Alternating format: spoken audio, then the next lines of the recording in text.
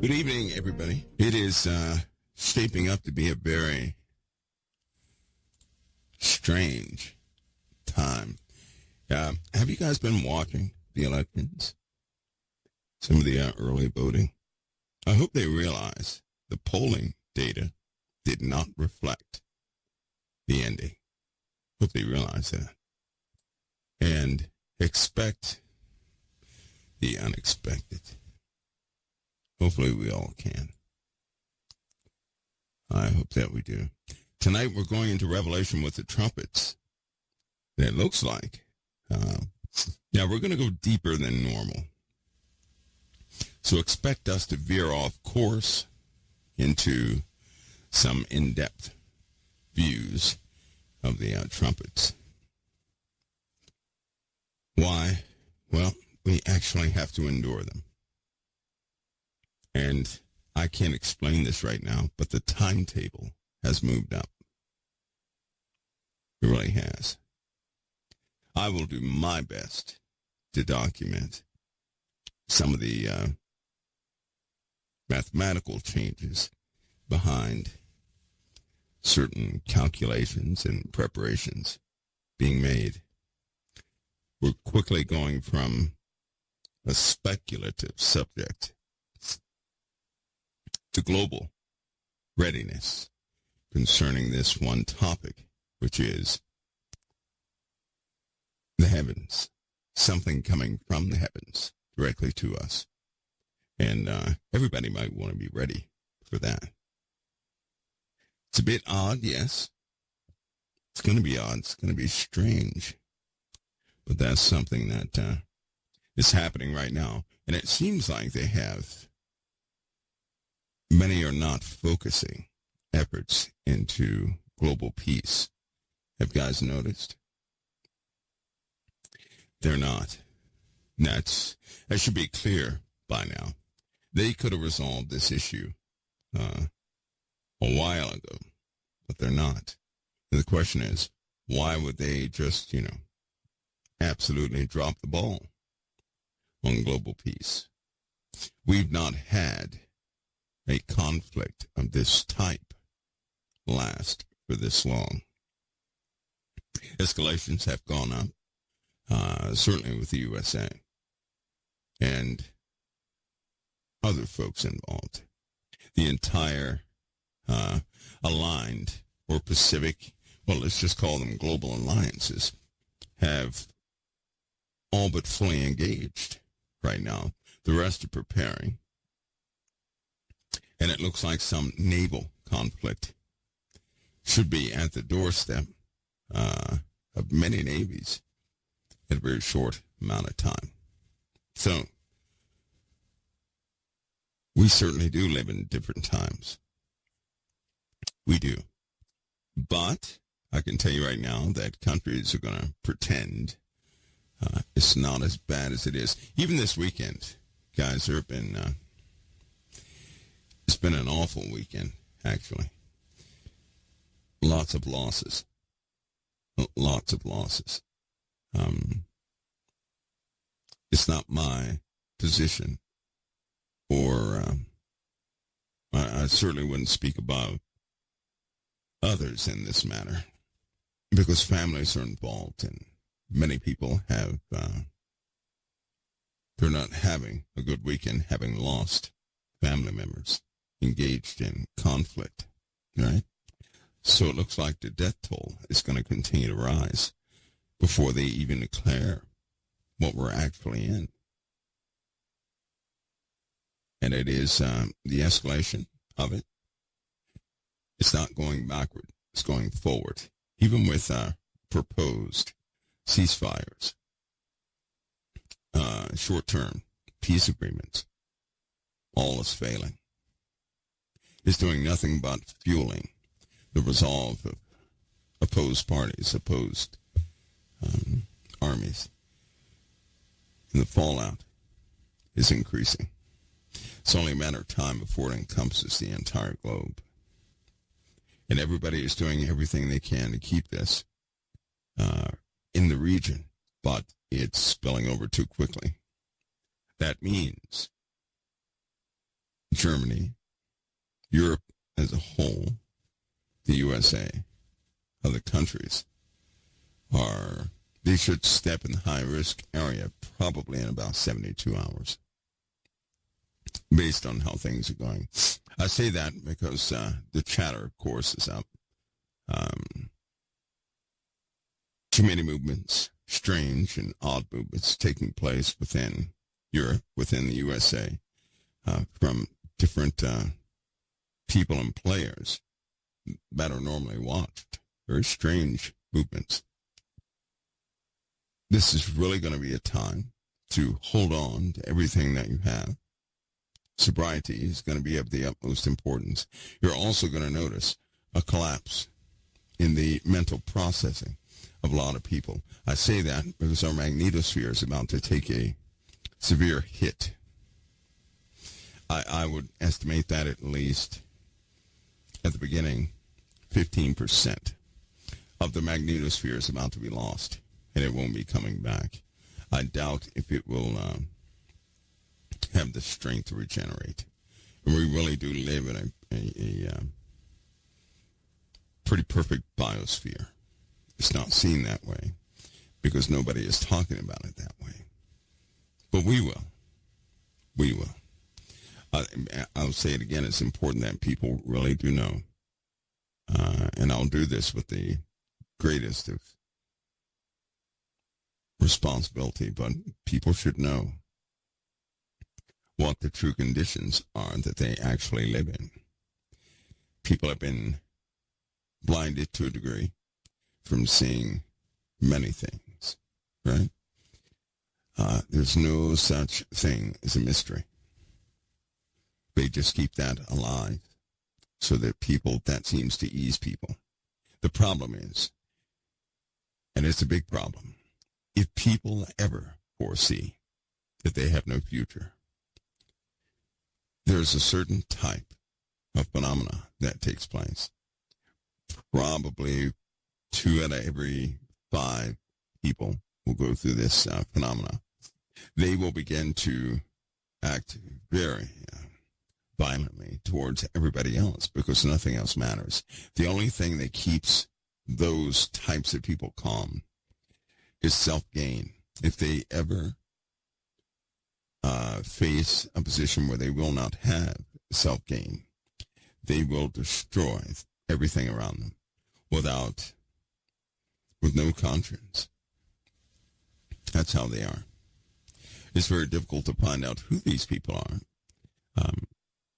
because they act just like everybody else during normal times, but they do everything for themselves. And if they're ever faced with a hopeless future, they're going to take it out on everybody. They will begin to destroy people around them. This is a known fact because, believe it or not, some early examples of this took place when they do different psychological and social experiments, which result in most often death. They do it anyway. These people are everywhere. They are of a different breed. We're not talking about Nephilim, folks, either. This is think of a person who has no real core belief, but they just exist within the framework of what people expect. They're very selfish. They think of themselves first, and if ever faced with doom and gloom, they will not hesitate to violently start, carrying out things all around themselves for no reason. They just become hyper-violent. They're all over the place. They do outnumber other groups of people that will be put in certain categories, but they're everywhere, and you will start to see them. It's one of the reasons why they won't release information that will prove any one religion correct. They won't do it. They won't do it because they know it will be a breakdown in the social order, but not in the way you think. They do realize people will begin to kill each other. They will lose control. right? Control right now is an illusion. It is something that all of you offer those in charge. No one is forcing you to do anything. They're not. You're being maneuvered, and you grant all control to them. Did you know that? Think about it real quick. You're not being forced to do anything. You're living inside a set of rules. And these rules are designed to keep everybody in a certain place. That's why they work so very hard to keep these rules. Everybody wakes up and they grant leadership power because the average person does not want to deal with it. You're trained that way. People are raised up that way. I know it sounds terrible, but it's true. You grew up to depend upon them. And despite the gripes around the world, people are not so ready to rid themselves of these leaders. That will change over time, but right now, people depend upon them. Right? They do. So keep that in mind.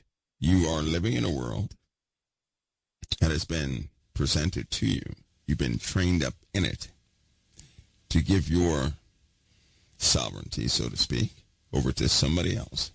And nobody is forcing you to do anything. You're expecting your leaders to do exactly what they told you they would do. See how the system works? You're trained to have an expectation of leaders, right? People fulfill those roles. You grant them every liberty possible to do that, every power possible to do that. You may argue and gripe and not like it, but not one person has ever stepped up to halt the entire thing. Not one. Isn't that funny? Nobody has. Nobody has. It's kind of like ants or bugs. If bugs ever realized what they could do, no other life form would have a chance, would they? The problem is bugs cannot coordinate on that type of scale, not by themselves. So because they can't coordinate, they're kept separated. They're kept in these tiny groups. They'll never rise up, right? Never. But if they ever came to the conclusion or began to think, right, and figure some things out, no organism on this earth would have power to stop them. No organism. There's something in it. That is something. Which means if somebody could ever control bugs, they could take out everybody on the planet pretty easy without destroying anything of this world. If we could ever come to that conclusion, I'm sure that others smarter than us have. The second thing is this. We are quite young in the mind. We barely understand ourselves. We do. We really don't understand ourselves. We call things mysteries that shouldn't be mysteries. Not at all. Right? We have a difficult time going forward. We do. Because we all have different ideas and we want those ideas to be validated. That's how we live. Right? So we're kind of stuck. I wouldn't look for humanity to evolve in the slightest way as far as mental thinking. We have far too much division. And tactics have worked extremely well, keeping us divided. The best man can hope to do, right, is to, readily adapt to the changing world. Of course, we're going to come to a point, just like Noah, where the flood ultimately took them over, and they couldn't adapt anymore. And that will be that. But in our case, it is the close of an extremely lengthy process. And you're in the final curtain call of this process. So don't miss the boat, right? Many of you you've gone too far. You've come a long way. The Lord has done a wonderful work with all of us. He's been gracious and kind, patient, and let's try not to throw that away at the very end. Many people are losing hope within themselves, not because they lost everything, no. It's because they do not see the future. I'll tell you guys something. As far as politics is concerned, one of the reasons people get so sickened by politics is because it can easily crush your dreams.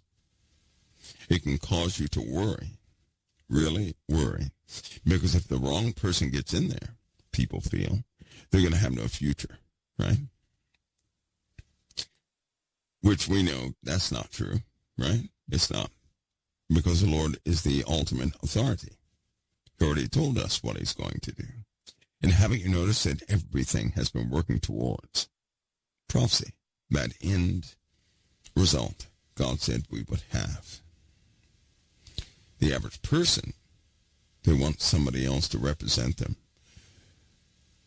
But I believe the workload is going to be a bit high. Whoever sits in office this time is going to regret it. They will. Folks, I had to remind you, the world is not like us. They're not kind. They're not considerate. They're not praying. They are cruel and forceful, right? An antichrist type spirit is in the earth in full operation, even as we speak. And so whoever sits in power, if they're a good person, it's just not going to be good for them. So you also have to prepare yourselves for something. Get yourselves ready for the unbelievable. Get yourselves ready for the truth. And here's that truth. The world hates anything that would lean towards righteousness. And if we do live in the end times, then we know anybody who leans towards righteousness is going to be ousted from all these kingdoms of the earth. Until Christ is on this earth, the kingdoms of this world are of the dark one. They're not of the Father. They are of the dark one. And if anybody sits in a leadership capacity and they lean towards righteousness, you're going to see the active acts take place towards that person. So prepare yourselves for that. Because if somehow you think that evil can be voted out, you're wrong. Evil is governing many things in this world. It's been hidden for a long time, but it won't be hidden for long. That one passage, he who letteth will not let until it be taken out of the way, then that wicked one will be revealed. When darkness is revealed, it's going to crush many hearts. It'll wipe away much hope. Prophecy will become all too real. It will be uncomfortable. And we are incredibly close to that time. So anybody who sits in one of these kingdoms, who dares lean toward righteousness, the righteousness of Christ or of the Father, they're going to be hated. But people in this day and age will act upon their hatred. They're going to take an additional step. That's what you have to prepare yourselves for. Whoever it is going to run right into a brick wall. Anyway, be prepared for that, because too many people are not. The Father has communicated this over and over again, which is why he said, cease ye from man, whose breath is in their loins. In other words, don't put your everything in a human being, but understand where the authority is coming from. Understand where the source of truth is coming from. And ground yourself in the Most High so that you can complement the doings of mankind.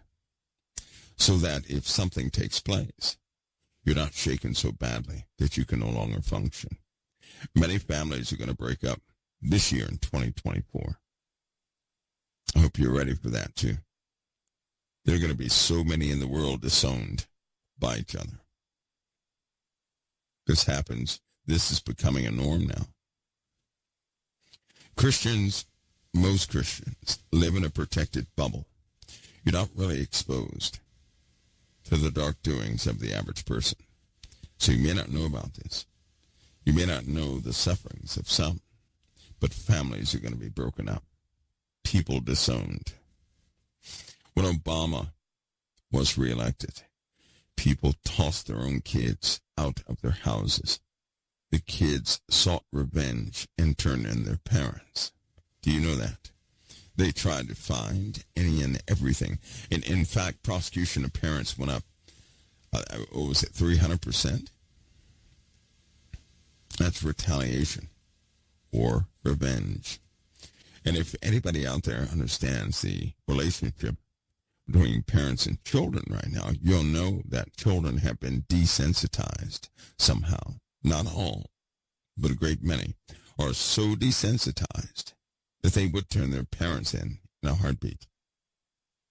That many kids tolerate their parents so they can have a roof over their heads, and basically because they don't know what to do yet. More and more they're starting to encounter 15-year-olds moving into apartments all by themselves. That's unheard of. At 15, you can't even get an apartment at 15. But it's happening. It's happening. As things continue. Be ready for the unexpected. Right? Be ready. It's kind of like AI, right? AI that's already doing things. And I'll explain some of that as we speak about the trumpet so you can understand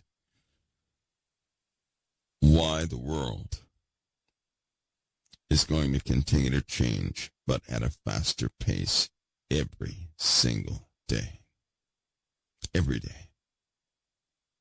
I'll give you guys an overview of that and what's happening, what's already happening. It was inevitable. And you can clearly see where it's going, which is going to cause more issues. We'll analyze that tonight as we read about the trumpets and look into the trumpets. Okay? I know a lot of people read past the trumpets and they say, hey, we get past the trumpets, we're going to have A, B, and C. I'll tell you something.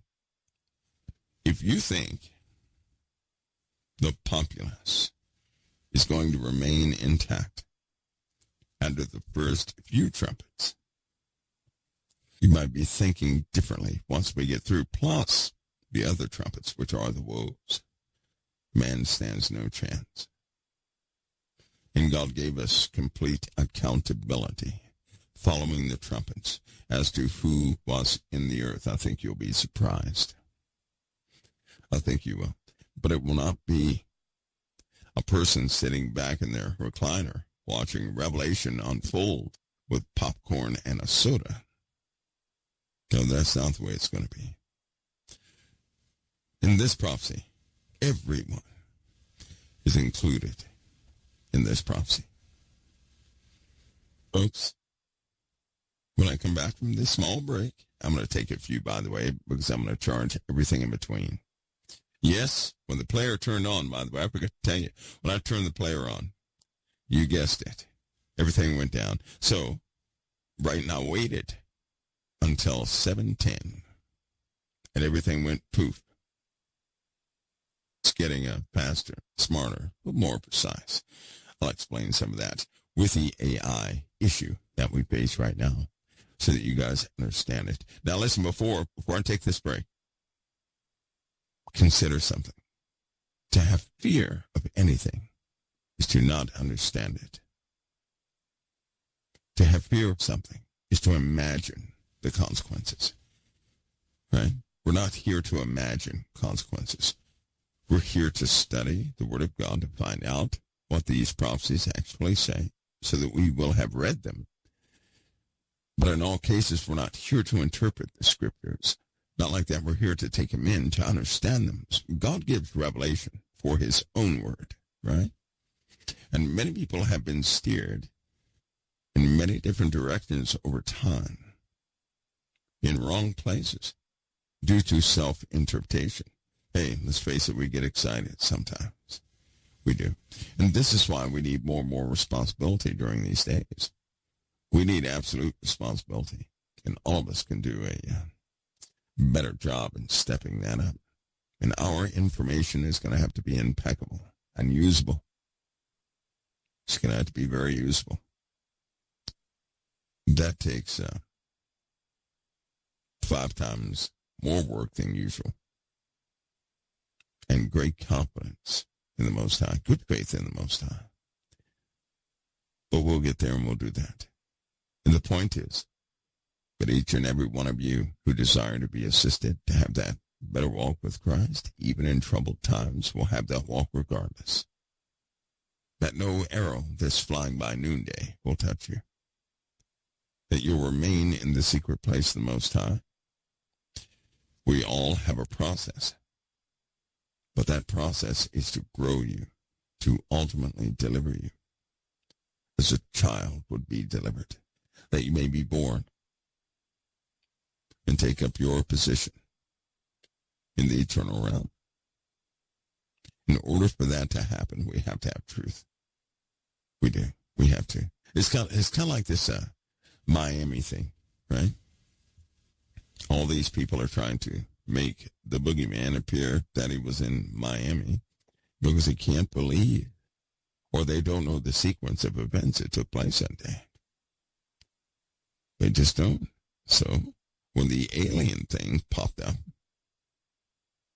everybody ran to it, but there's some big problems with the alien thing. Professional analysts have gotten involved in some big problems. Big problems. Some of the footage was not real. On one of the pieces of footage, you can see the same cop car 3 times. And all 3 drivers are synchronized. So somebody was, but where do you get the good information from? You got to speak to the people directly, right? Nobody's stopping any of you from doing that. Nobody. Nobody's stopping you guys from calling down there to that police station and saying, one of your officers won't talk about what happened that day. Nobody's stopping anybody from doing that. The problem is people like to consume mysteries. Let's go ahead and face it. People love to consume mysteries. And so that's like crying wolf. And one day, people are going to need to know about the Shadim, the real attacks, the real deal that will sweep over this earth, and everybody will be affected. But because so many people will have cried wolf, you're going to be hard-pressed to warn anybody about that. And when they experience it, their minds are not going to accept it. They're not coming to kill people, if you're damn or not. They're coming to cause people stress. That's what they're doing. They want you corrupted. And so far, they've not been doing a good job. But they're pressing even the harder. So let's get ourselves rooted even the more. Let's do that. I'll be back in a minute. We're going to start reading about the trumpets. I'll be right back. Revelation. You guys ready? Straight to the trumpets. Here we go. After the trumpets, we have a lot to read. We have a whole lot to read, a whole lot to go over. So I hope you guys stay with the schedule. I'm going to try. We did lose yesterday, but it's okay. We can make it up. Revelation, chapter 8. You guys there yet? We're going to revisit the first one. Can we do that? Keep in mind, the angel, Revelation 8:5, the angel took the censer, filled it with fire from the altar, cast it into the earth. There were voices and thunderings and lightnings and an earthquake. Do you guys think that the voices, the lightning, and the thunderings, right? Let's put that in perspective. John saw this while he was being escorted, right? This is what he saw when he was escorted. So it doesn't necessarily translate to the earth, or does it? Let's take another look. Listen. He said, there were voices and thunderings and lightnings and an earthquake. What does that tell you? They are in effect. They are, in fact, in effect on the earth. Right? This is something that's in effect on the earth. What about the voices on the earth? You guys may have heard about some prophecies, especially with Native Americans. Well, in fact, it's with just about all cultures. They talked about the loudness of the heavens that made people's ears bleed. Is what they talked about. Right? They talked about war trumpets. The Native Americans, I believe they called it something else, but it was similar to war trumpets, especially some of the prophecies of the Navajo, right? The Hopi, too. They all included this. Not only were the sounds terrible, which caused it caused a fright in the body that overwhelmed people because it was so loud, so continuous, and so expansive. But there was a cry heard, a cry of children all across existence, they said. I can only imagine that. Can only imagine. A loud noise, your ears bleeding, but that's not all. They said also there were sights in the heavens. They said the face of God moved across the heavens, which caused instant heart attacks. It caused a fear so deeply embedded that indeed they etched this in just about every single cave marking and everything else. I'm sorry that people have, over time, that they have pushed this narrative that what these cave markings are is a bunch of gibberish in some cases.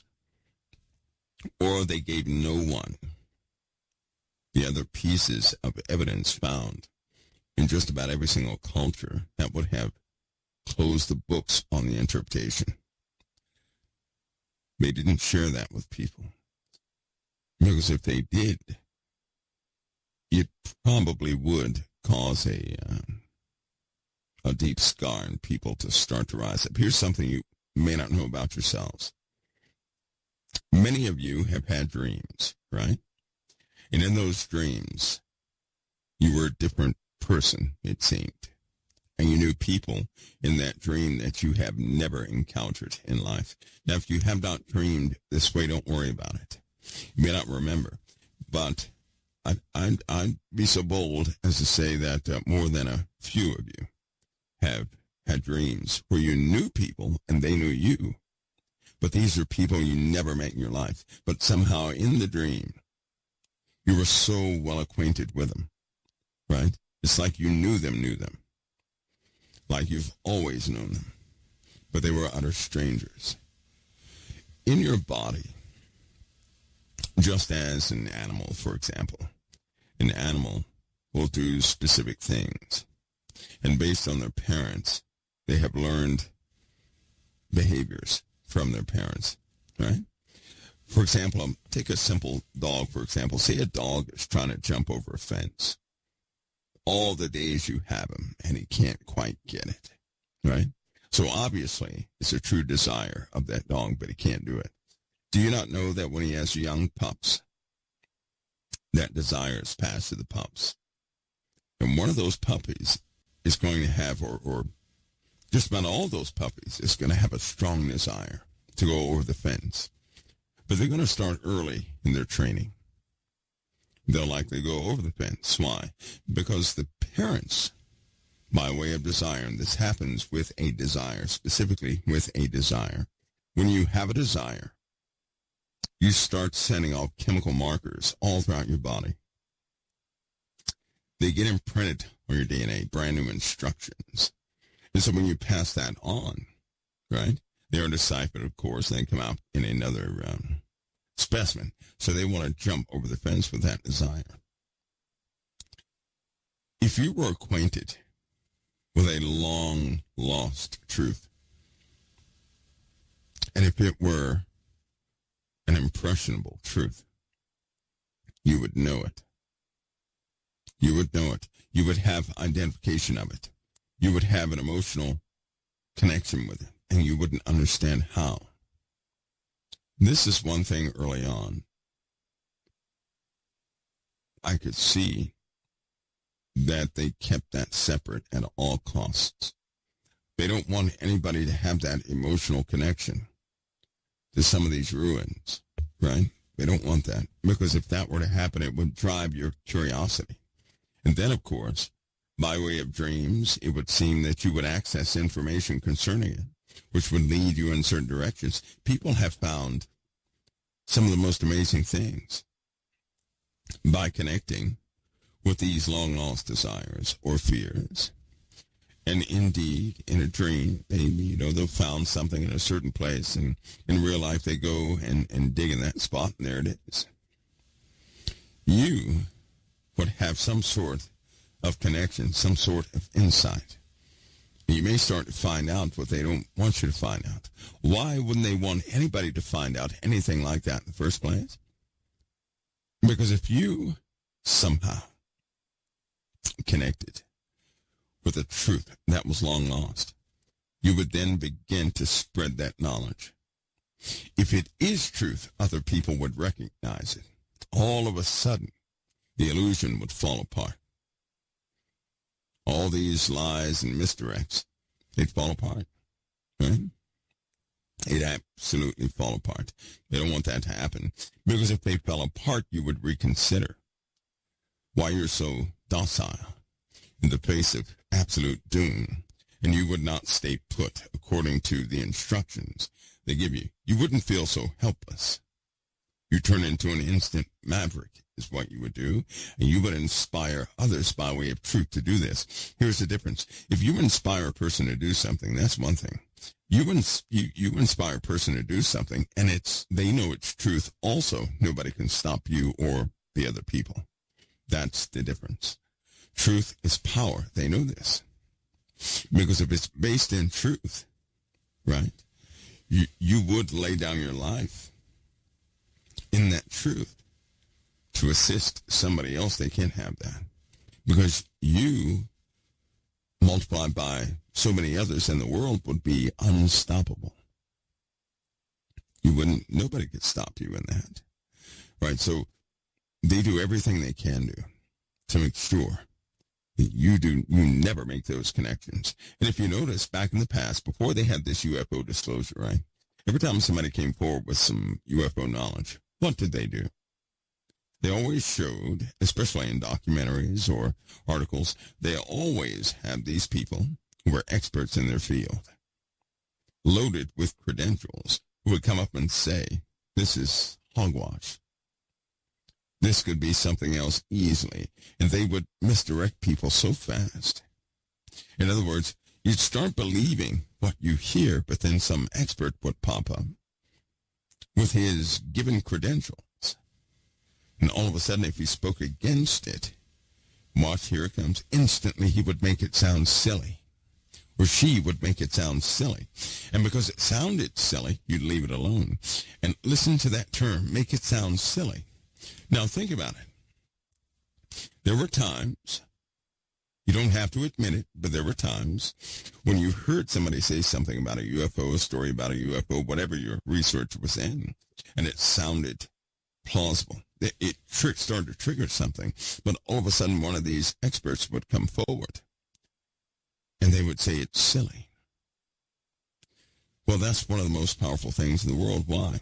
Because when you were in school, you did not want to be the one that was not in the group, that was not in the crowd, right? You didn't want to be the one that everybody pointed at. And so you began to do everything to fit in society, right? If you start believing silly things, you don't fit in. And that's a powerful emotion, a caution A warning, indeed. That's what you perceive that as, which it stops most people from internally investigating why they were starting to believe a thing. They close it off instantly, right? Now, as of late, those same experts, you can't find them.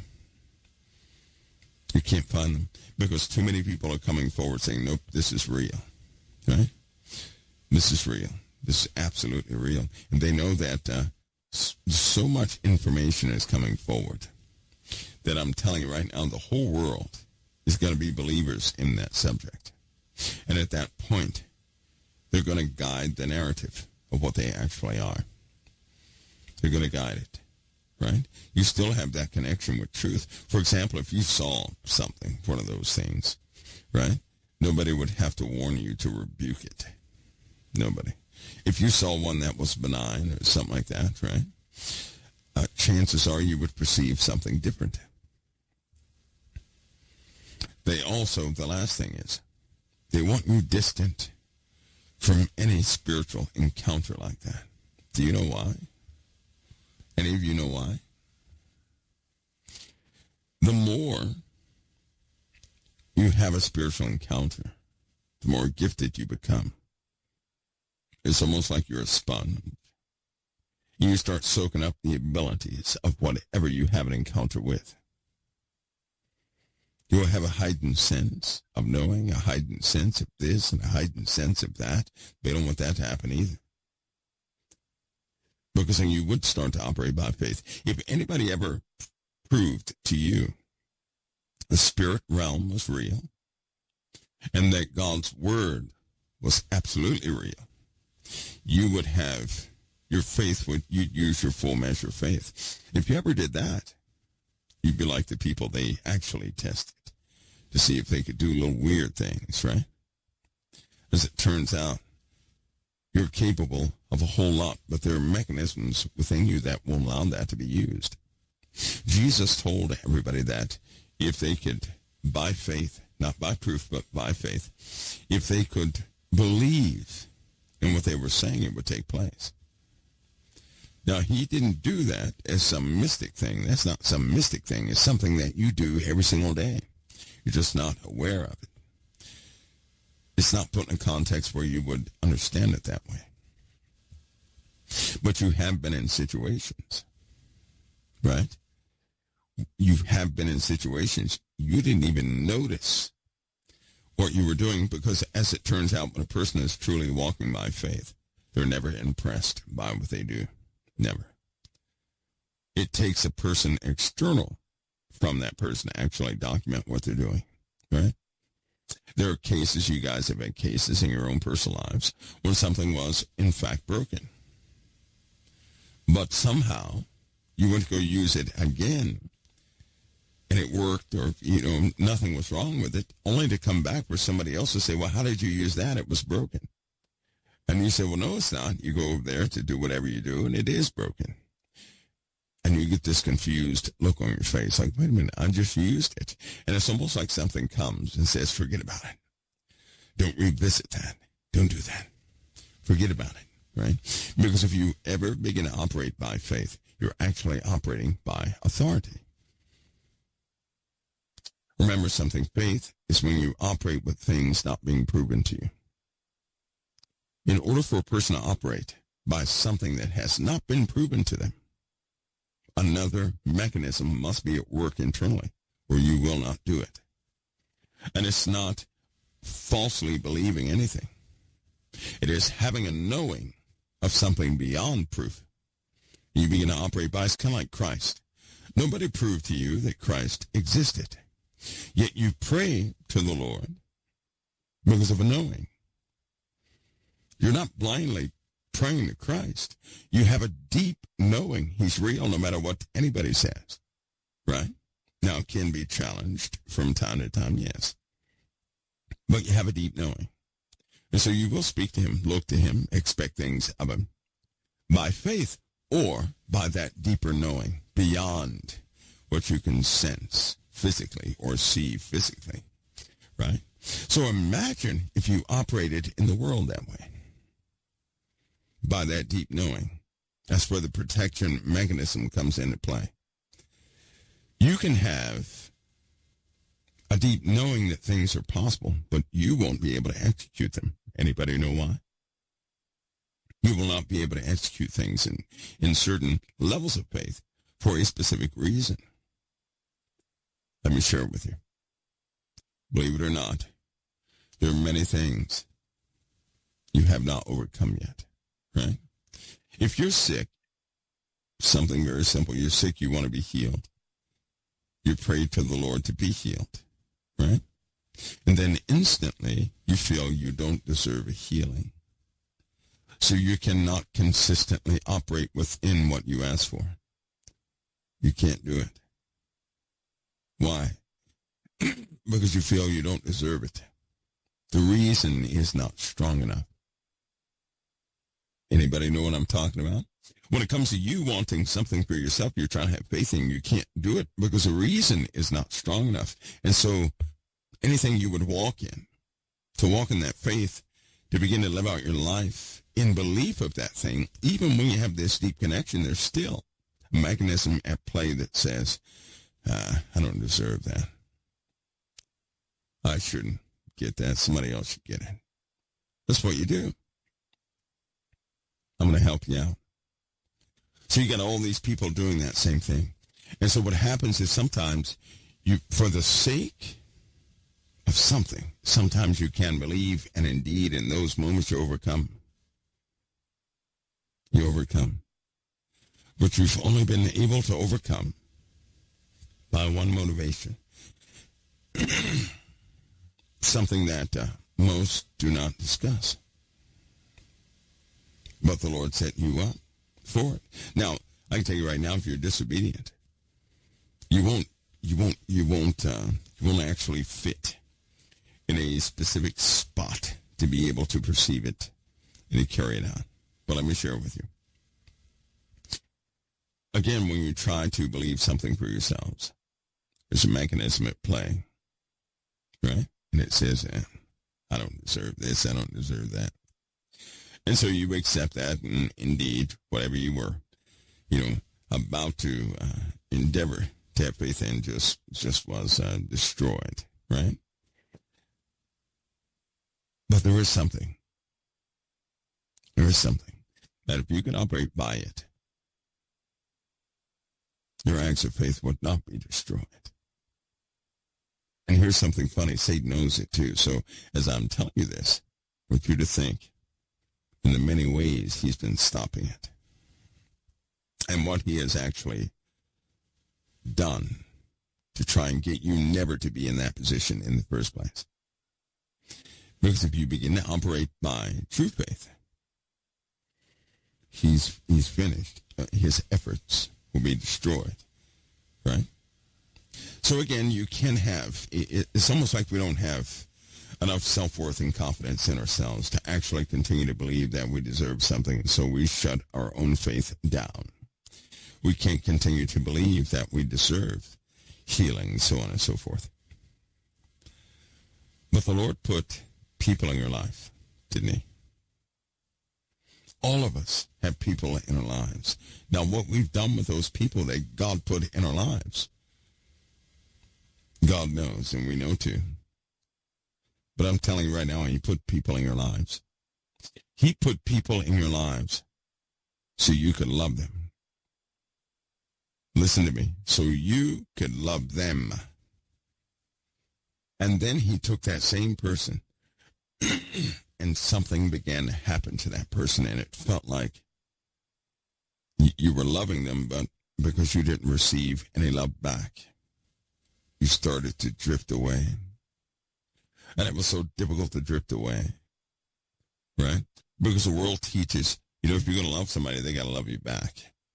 And so you were expecting that two-sided love. You got heartbroken because it wasn't coming back. Your father set you up for success, right? Not failure.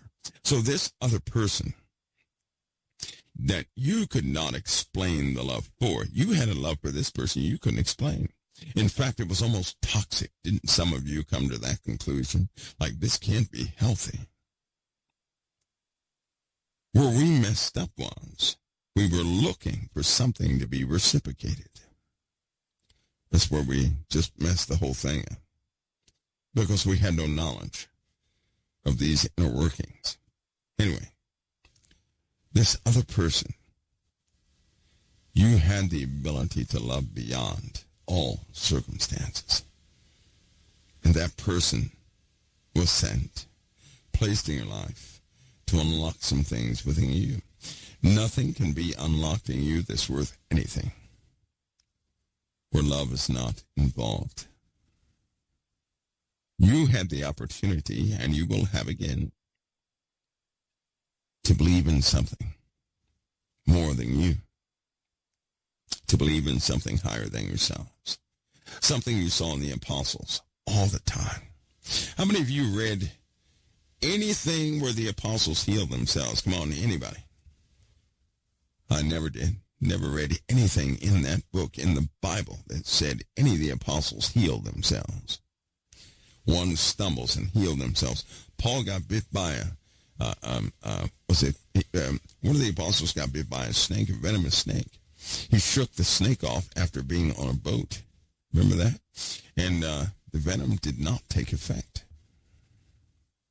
Was he by himself? No. How could he shake it off? Because of what he was doing. Not because he was by himself. Because he knew if he did not get that word to other people, the gospel, to other people, they would die on their feet.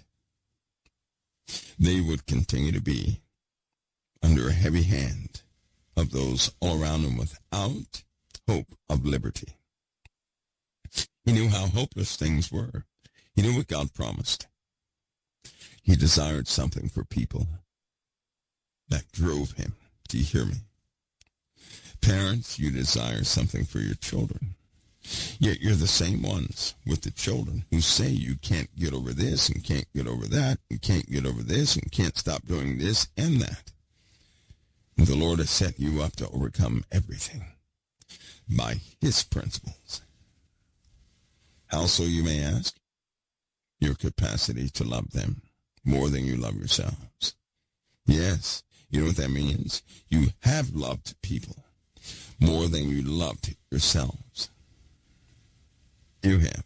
How many people have ever, you set yourself aside and truly desire the best for other folks around you? You truly do. It's not just words. It's not just some statement that you make. It's what you do. You always esteem others higher than yourselves. If that's you, you've already come into conformance with the word of the Lord, describing these up-and-coming vessels in this earth. You know what the last step is? To act on that love so that that love will actually be love. God loved us, but how? The Bible teaches us something very simple concept, right? God loved us in that he did something. He sent his only begotten Son. That's how he loved us. See, love is never mentioned without action. Did you guys notice that? There's always some action following love. If love has no action, nothing describing what you loved, because to love something is to do something to that something, right? For example, love takes the place of a verb, something that you're doing. When you love someone, you may be embracing someone. When you love someone, you may be assisting someone. Love should always be a word that can be replaced with some sort of action. And it sounds okay. If love is left by itself, oh, I just love that person. And then somebody says, how so? You say, well, I just love him. No, that's not real. That is earth-based stuff. That's not real. That's not real love. And there's nothing in it.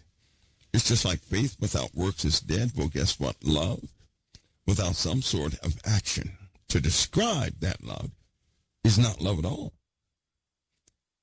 When you have something greater than yourselves, And you can pour your love into that something. Nothing can stop you from loving that other person. Nothing.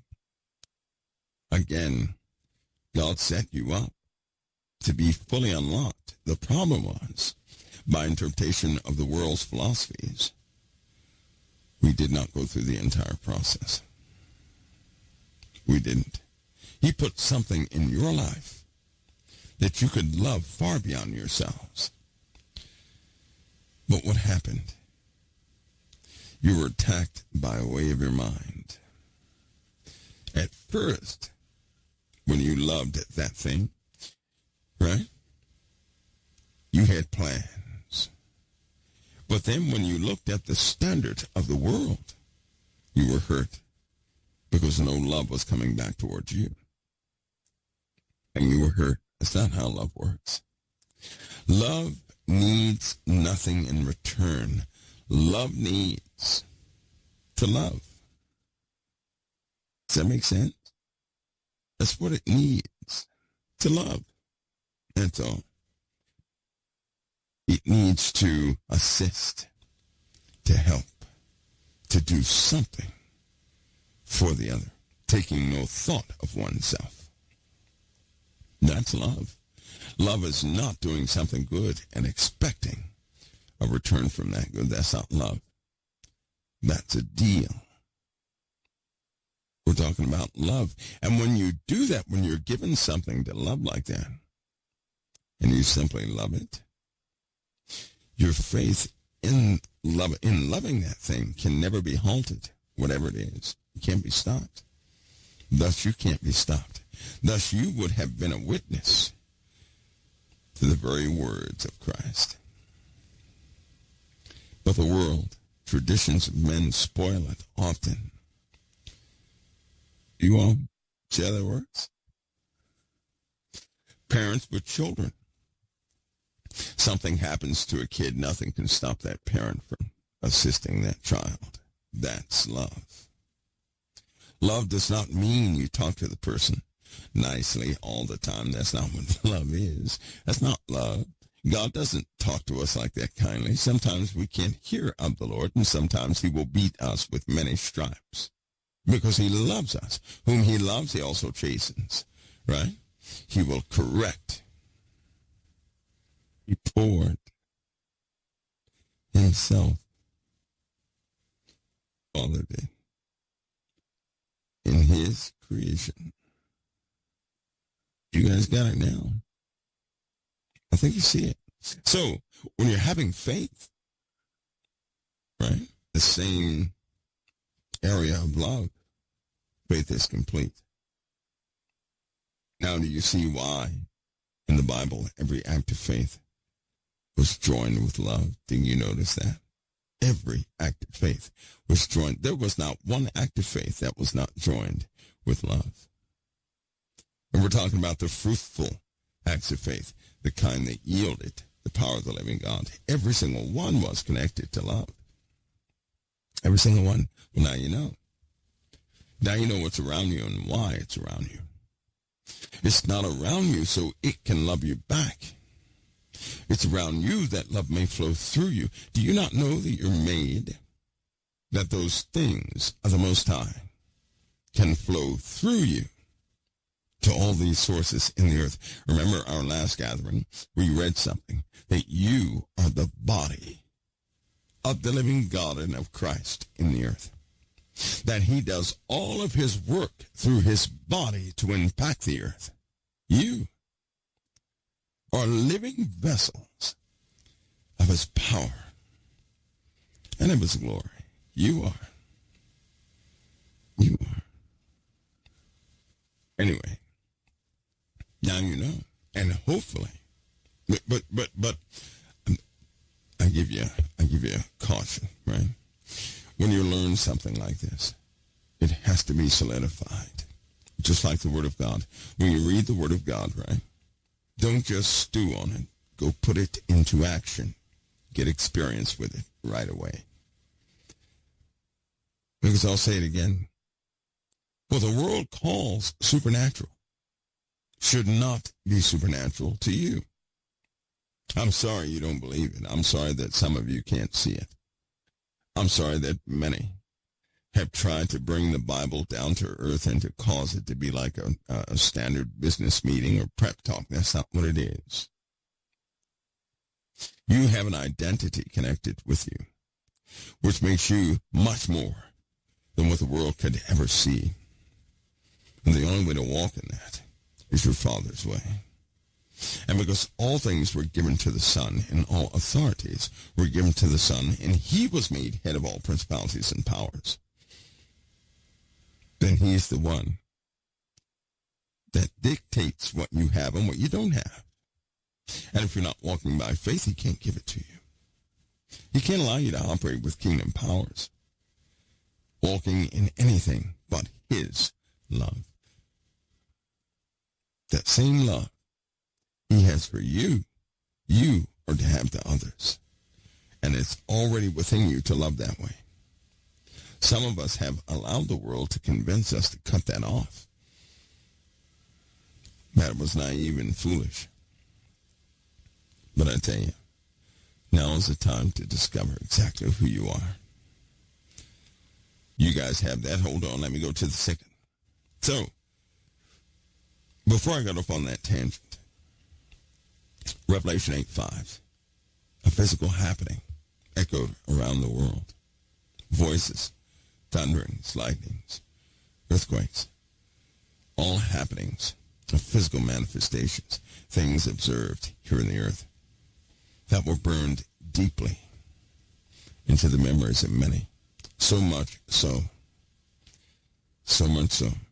that even the conversation, having this conversation, wakes up a part in you that does not wake up for anything else.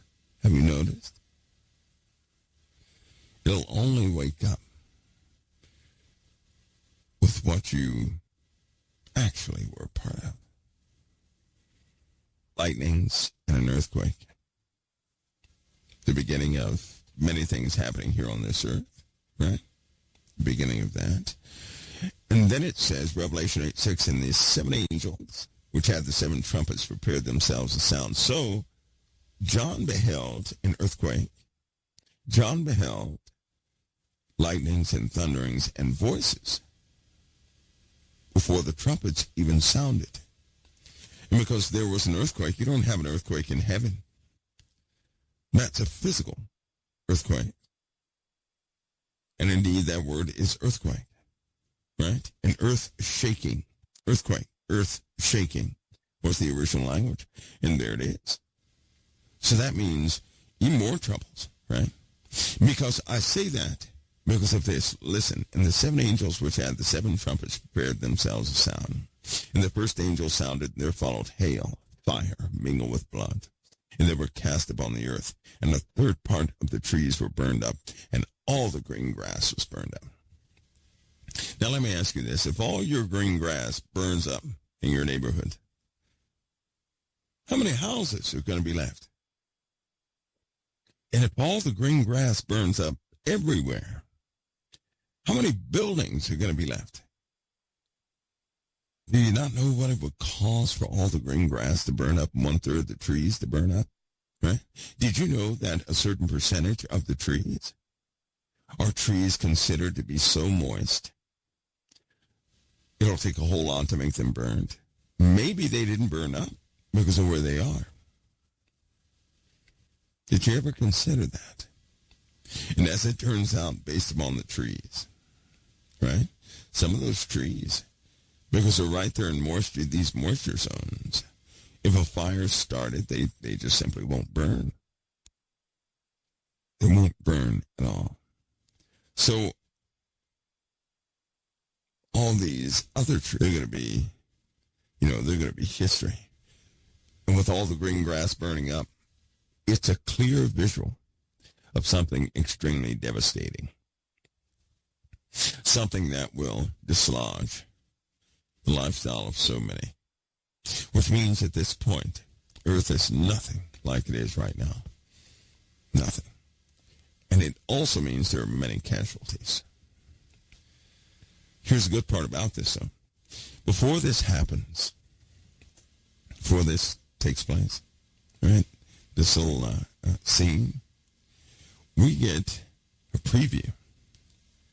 Just like God said in the Old Testament, we get a preview by way of what we start perceiving. See, it's said in the Bible that people would begin to be troubled in their spirits, not from any distinct source, but a troubling in the spirit they would have. And they wouldn't understand why they're troubled. They wouldn't. Kind of like you guys are right now. You know how sometimes you hop on the internet to see if anything has taken place, right? You want to know if anything has taken place. Why?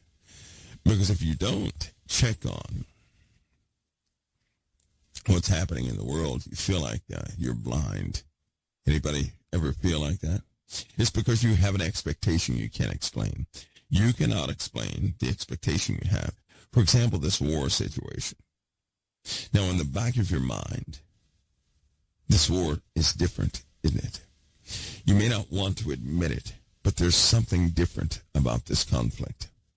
And every time you see things or hear things about this conflict, there's something greater within you you probably can't really bring out right now, right? Now, at the beginning of this conversation, I was telling you guys that we've lost a lot of people, and we have. Israel's lost a lot of people. They have. Escalations have happened in the last 2 days. They have, right? We've fired off a lot of money in ordnance. We have. Something is spreading beyond the Middle East, right?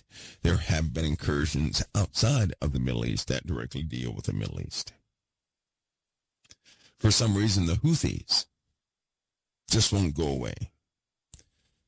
Yemen fighters are popping up in places they shouldn't. And despite anybody's efforts, Iranian armaments are reaching places they shouldn't be able to reach. It's nobody's fault. It is the way things are escalating and happening in accordance with the Word of God. Persia, I want you guys to think of something. Persia was always in prophecy. It's just that for a long time people thought that Persia was done for. So they never talked about Persia. They always talked about Russia, not Persia. They always talked about other countries, right? Not Persia. Persia specifically has always been in prophecy. Isn't it funny how Persia has been preserved all this time, and now what do you hear about Iran, right? Iran supplied this, and Iran supplied that, and Iran had a breakthrough in this, and Iran is responsible for this. But Iran is supposed to be, nobody talks about Iran. Well, except for us. They talk about everybody else who's obvious. And why do they talk about everybody else who's obvious? Because if anybody were to ever say, by the way, this small test of something. Is China powerful or not? Type a 1 if they're powerful, type a 0 if you think they're not. China, we're speaking about China. Lots of people typing 1s. And probably, because I've talked about China a few times here, right? And some other folks have talked about China, right? So, but here's my point. You hear a different narrative concerning Turkey, concerning, you don't hear anything about Syria, right? You don't. You just don't. There are a few places you won't hear about, right? Because they don't add those places in the public narrative. And it's funny how they watch this all the time. When people do not discuss a place, right? They know what you're not discussing. They know what you're talking about on social media. They know that. They know what you're not discussing. But most of the places, most of what you know has been told to you. It's not something we really know, is it? It's not something we know for a fact, is it? No. It's something we've been told. It's something that they continue to say, isn't it? It is not something that we absolutely know, right? It's not. which is why people say, well, I don't understand how Iran can do this. I don't understand where they're getting the money from, right? I don't understand this and I don't understand that. They don't understand because the world told them differently. Or more specifically, the media, right? Different people talk for the media, have essentially gave them knowledge. And they're utilizing that knowledge, but now that knowledge is not, it's not translating very well, right? It's not telling the whole story. And they know they're missing things, but where they can't go to China. They can't go to Yemen. They can't go there, right? The closest neighbor they have is right next door to them, or the people at work, or the people, they left in another neighborhood. They don't know those people directly. This is what I'm saying. The interpretation of the world for each person is given to them. It's not something you've seen for the most part. It is something that people have agreed upon. Then you believe it. There's a quote, and the quote goes like this. I didn't make the quote. It said, history is a lie agreed upon. That's what history is. That quote is old and was very true. History is a set of lies agreed upon. That's a quote from a famous person, right? That's a very true quote. History is a set of lies agreed upon. Isn't that something? And it is. What were they saying? What were they implying with that statement? Why would somebody make that statement? Because they knew what people are failing to see. When you start understanding what the world is outside of propaganda, it's kind of heavy, right? It does not match what you've been taught and told. And because it doesn't, you carry a weight with it. And it's very difficult to tell anybody that because you'll start fighting years of knowledge that's been placed over a person. You've been highly manipulated to accept a certain view of the world. And anybody who speaks opposite that, they're going to be a crazy person in your mindset. They're going to be crazy, right? Crazy. You're going to see them as crazy because they spoke differently from what you were told. But let's go ahead and face something right now. How many of you have been to space? It could only be one person. Nobody else. How many people have viewed Jupiter directly? How many people have viewed Neptune directly? How many people have viewed Pluto directly? How many people have seen the sun? All of us. How many people really know why the moon is in the exact same spot every single time? How many understand why the sun is 400 times smaller than the sun, but 400 times the right ratio from the distance of Earth, and 400 times another ratio opposite that, which is impossible, that keeps it in the same spot all the time, the same place of the moon facing us for all these years. That's impossible. You know that's impossible, right? It is impossible.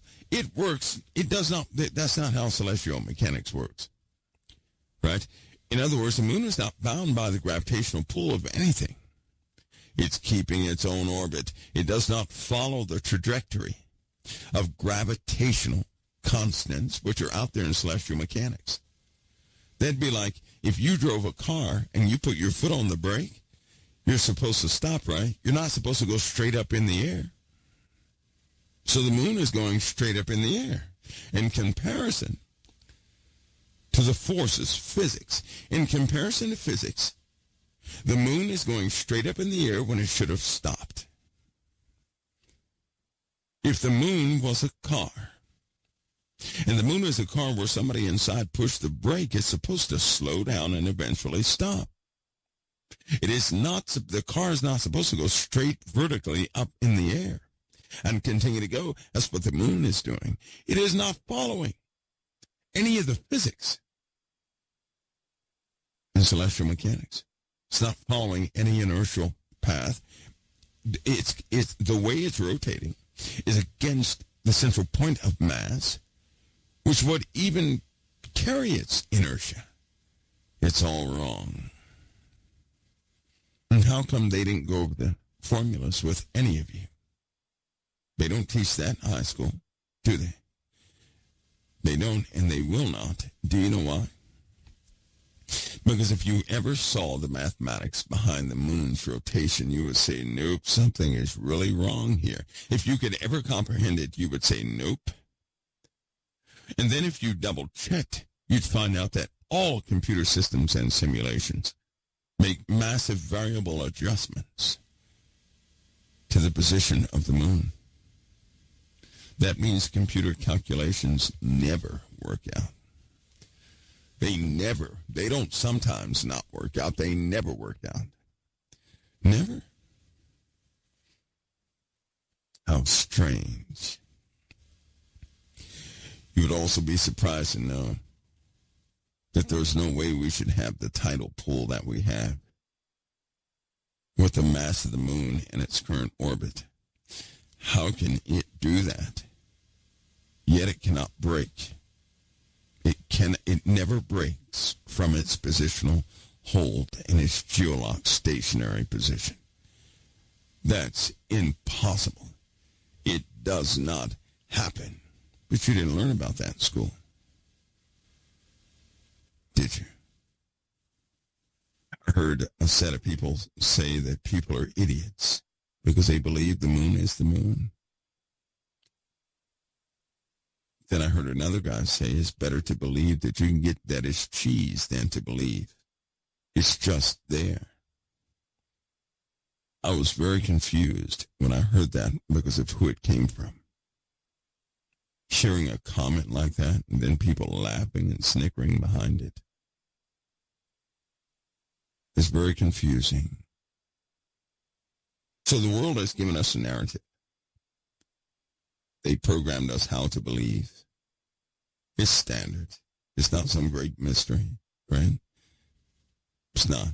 It is very standard to have people believe in reality in a specific way, and they do this because the alternative would lead you directly to truth.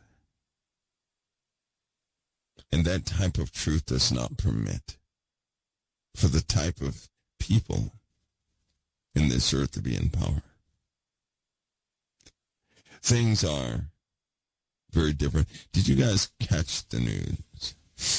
Because before these trumpets blow, civilization is going to be in trouble.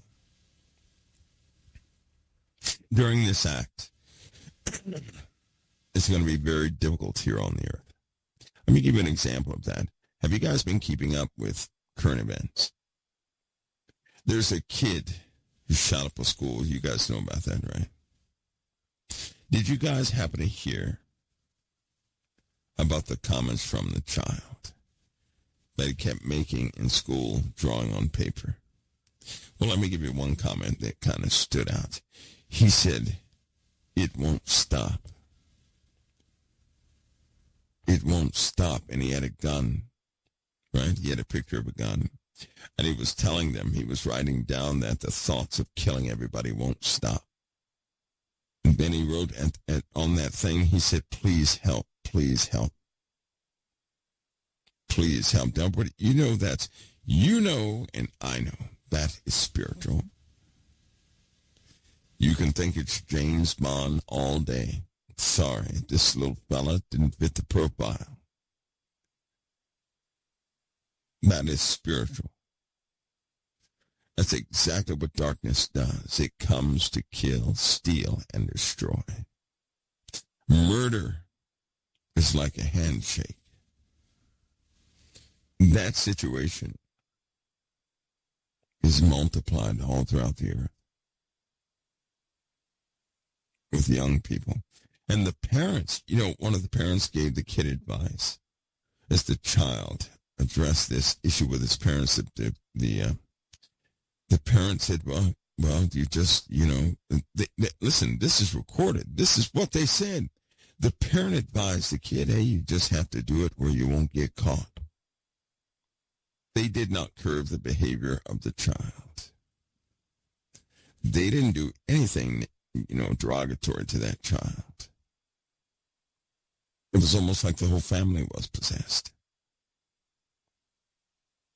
The child gave it away because whatever had him couldn't hang on too much longer. And the kid was writing on everything, please help. It won't stop, please help. And he kept drawing guns. And he had thoughts and voices were telling him to shoot everybody. This is happening all over the world. There are young women. Voices are speaking to them to get close to people and to get that person to kill themselves. That's an epidemic these days. Young females being instructed now. Names are being utilized of who to get close to and to then talk them into committing suicide or talk them into killing themselves or somebody else. My. Anyway, folks, before these trumpets start to dissolve the fragility of our society, before that happens, we will have endured just what the Bible said we would endure. But most notably, this is very consistent with just about every civilization out there that endured devastations. The same things are happening now in our society that were recorded to be happening in theirs right before their ultimate demise. The orbits of these bodies, right? In these things in space, natural, until the unnatural things begin to appear. The forces are already at work, both in your bodies and in your minds, in the heavens and in the earth. They're just not being seen for what they are. And the troubles will escalate. Okay, one more. Let's do one more. The first angel sounds, and all the grass is burnt up, and 1/3 the trees. And the second angel sounded, and as it were, a great mountain burning with fire was cast into the sea. And 1/3 part of the sea became blood. Now, I'm going to pause here real quick. What could cause all the green grass to burn up and 1/3 of the trees to burn up? Honestly, what could cause that?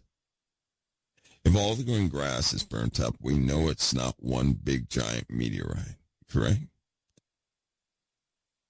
This is something that blanketed a very large area.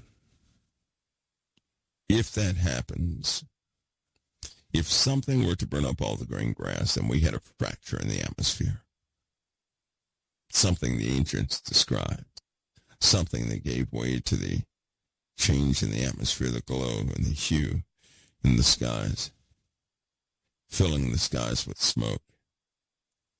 Right? This is so far before everything else. See, a lot of people believe Revelation is out of order, and they have their reasons. As we read it just like it is, right, you're going to start to see a pattern. But what I've done after seeing we're in the trumpets, I have some small sketches, right? Small sketches. From the trumpets to the end of the Revelation, you're going to see a pattern in things. And it does not need to be out of order. I honestly believe after the first trumpet, the second trumpet's going to blow. After the second trumpet, the third trumpet. I believe they're in order. I do. I believe that we have a concept A lot of people say, well, people are still on the earth at that time. If you read in Revelation at the time people that are on the earth, you don't want to be around those people. The other folks of whom God has protected are protected by the living God. There's no in between. And no one repented after a certain point. Folks, that means you're in for a bumpy ride. And forgive this stream, guys. Forgive this stream. It's freezing. It's okay. It's expected. We're having a bit of a overload here. Everything is overloaded because I got articles uploading and some other things to COT.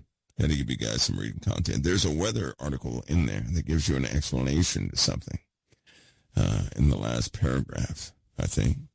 Somewhere in the last. But it gives you an idea of why the atmosphere is doing what it's doing, and I will go into great detail on that. That's just the article. That's by no means the explanation. Full one. But there's so many things that will be happening with these trumpets. God gives absolute accountability of the type of people. He gives us the type of people that are on the earth. And when you start reading about the types of people, because the one thing I do is keep track of the types of people on the earth. And I can already tell you, many have assumed that God did not give accountability of the type of people on the earth. You're going to see it with your own eyes. In very simple writing. You'll see it. You may not believe it, but you'll see it. Right? You'll see it. But I'm telling you, here's what gets in the way of revelation. The world. The world has written Hollywood movies, right? A bunch of novels and everything else. And if you take notice, their knowledge, that indoctrinated information they give you is getting in the way of you just simply receiving what's in Revelation as is. To me, it's important to receive it as is. That's important. Not with my change or twist on it, not with my thoughts, but to really receive it as it was given to John. If it's one thing I do know, is that when God gives you a vision or something like that, you have to give it exactly as it was given. The smallest alteration will change everything. It will. It'll change everything. And you don't want to do that, right? There are a lot of cases when people ask me about certain dreams I've had, right? And it's so, you don't want to change anything. Now, I already know there are parts in certain dreams I've had people may not understand, but I tell it the way it was given to me anyway. I'll tell it that way anyway. Only when it's about to take place do I ever get the fullness of what that thing was. I have one exception, and that was this hot storm that's going to sweep across everything. I was given a full explanation of that. And we'll come to that bridge soon enough. But one of the biggest and the most troubling things is this. When Jesus went to sit at the right hand of the Father, a clock began. It did. Very serious clock. And it seems like, I don't know, but if you guys have the same sense, let me know. But it seems like the world is stalling. Things are stalling badly. Like a traffic jam. But unlike any other traffic jam, something is coming to push everything forward, whether it wants to go or not. Folks, let's see what we got here. I'm going to give it a few more minutes. Okay, the second angel sounding, with this great mountain burning with fire cast into the sea, and a third part of the sea became blood. A third part of the sea. Now that has to be clarified, because we have that word sea there, right? And we know sea is interchangeable with as far as referencing the other parts of the Bible. The sea is also the ocean. We know that, right? The sea is the waters, the many waters. If in fact that is the ocean, we're in trouble. You know, they're not going there either. Can you imagine? The ocean's messed up by a great mountain, right? A great mountain burning with fire being cast into the sea. Now, cast into the sea is the part that gets me, right? When something comes to Earth from outer space or something like that, right, it falls. When something is cast into the sea, then where did it come from? Cast from what? From where? And he just said a great mountain. Now, here's the difference. A mountain has a specific shape and a specific look to it, right? It does. It has a specific look and a specific shape. And so you would call it a mountain. Something coming from space does not necessarily look like a mountain at all. Not in the slightest bit. So the descriptions are hinting at where they're coming from. I say this because I believe this great mountain burning with fire being cast into the sea is a volcanic top. Massive. A massive volcanic eruption. Massive. And do we have candidates on the earth that will do that? Yes. Does anything else talk about a volcano going off and affecting all the waters? Right? In the earth? Yes. In fact, there are statements, and we'll go over some of those statements, but there are statements that state the earth is going to be anointed. Uncleaned places will be cleaned. Folks, if you guys can remember where we're at in this conversation when we start up next time, as we go through all the remaining trumpets into the one woe, we're going to connect to our present day, and I hope you're prepared for that. I know that most people talk about the woes, the trumpets, those trumpet blasts, but they are specifically for a reason. And it's good that those reasons be shared. The remaining trumpets here cause devastations to the earth. They're consequential to mankind. Man has nowhere to run during these trumpets. It is not the end of the world. That's not what it is. I don't even believe it's God's wrath. He's not wrathful in this. He's not. He's not wrathful at all. I do believe it is the beginning of a process that is wide sweeping. And I do believe it is the lifting of his grace. I do not believe it's his wrath. So what is God's grace? God's grace is when he gives us room or time to get things right. Right? His grace. Grace, that word grace implies kindness. His kindness. God's kindness. He desires no one perish outside of him, so it's his kindness. But that's not judgment. And it's not destruction. So we're going to know. All of us will know when those days hit, when those days of wrath hit. All of us will. Oops. I'm not going to hold you too much longer. I'm going to let this stuff charge up. We could have a midnight hour or two. We could. When these pauses and breaks, this thing is pausing too much here. Right now it is. Right now. But again, it's uploading things to the site. We need these things on the site. So we can get busy doing what we're doing.